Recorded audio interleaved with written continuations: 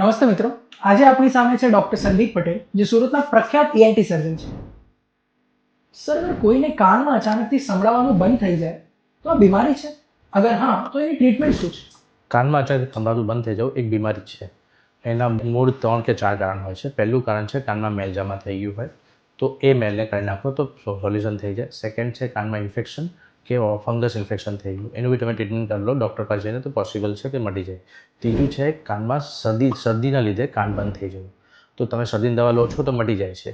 અને ચોથું જે મોસ્ટ ઇમ્પોર્ટન્ટ છે તે છે એક બીમારી કહેવાય છે સડન સેન્સોરી હિયરિંગ લોસ, મતલબ અચાનકથી કાનની નસ બેસી ગઈ હોય. એ થોડુંક ઇમ્પોર્ટન્ટ વસ્તુ છે, પણ એમાં જો તમે મોડું કરો છો તો એ તમારા માટે લાઈફ ટાઈમ માટે બહેરાશ કરી શકે છે. એમાં આપણી પાસે 72 કલાકની અંદર જો તમે ડૉક્ટર પાસે પહોંચી જાઓ છો અને કોઈ ENT સર્જન તમે ટ્રીટ કરી દેશે તો એ બહેરાશ રિવર્સ થઈ શકે છે. જો તમે મોડું કરો છો તો એ બહેરાશ કાયમી બી થઈ શકે છે.